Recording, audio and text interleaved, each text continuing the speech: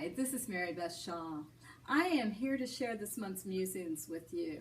It's exciting that I get to talk to everybody at the beginning of the year because I think we're all in this sort of awkward situation and that there's so many new offerings for creativity and art. And if you're like me, you've signed up for all of them because, you know, if one is great, then 2 is going to change my life, 3 is going to transport me to the moon, and 20 is going to just, you know, well, overwhelm me is kind of what's happening. So what I want to do today is take a few minutes and show you how I manage to fit some creativity into my everyday life. I'm often asked, how on earth do you have time to do it?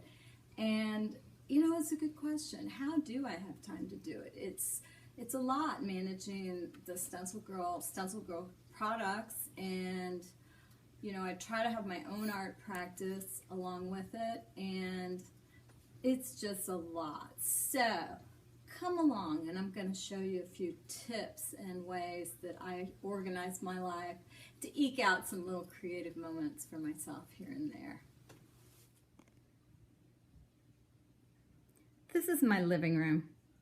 I know it doesn't look like a normal living room, but you know, I'm not normal. I'm an artist. I'm a creative. I have to have a room that's for me. And since I don't have a studio here in my home, I need a little space where I can make stuff. I like to make stuff while in the evenings, sometimes while John and I are watching TV over there. That's the family room. And so I can be sitting here in my cozy little chair with all my stuff, and I can be working in my journal. You can see I've got stencils on the wall. I've got this tiered thing that I got at Harbor Freight. My dad assembled it for me. Thank God. I don't think I could have done it. I've got things that make me happy. I'm surrounded by art that I like from my friends and some of my own things. I have collage parts here on the wall. I have little craft paints. I have my better paints over here. I have the ubiquitous IKEA cart because, well, it's blue. Who could not want that?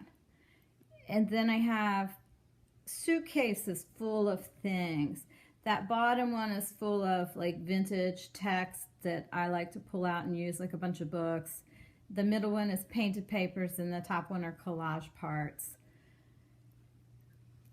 And then here's the table.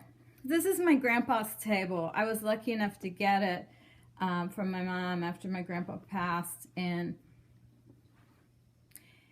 a couple of years ago I asked for my birthday to have a piece of glass made for the top of it so I could use it without damaging it.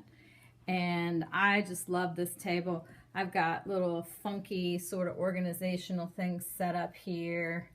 I have a fan because sometimes, well, you know, the hot flashes, I don't need to talk about that, right? And my organizational thing for my markers is something I won at an art auction made out of PVC pipe. Is that like the coolest thing ever? It's so cute. I love it, love it, love it. And so I have just made this space my own.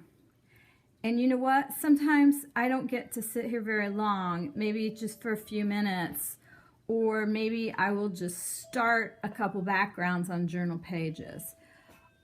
And that's enough. It's enough for me. I used to think I had to have an 8-hour expansive time in order to be fulfilled creatively. But these days I realize that anything I can get in is going to make me happy and feed my soul. I have journals all around, so I can pull one out at a moment's notice, and I can, you know, pick up a pen and just start doodling on top of what's already here.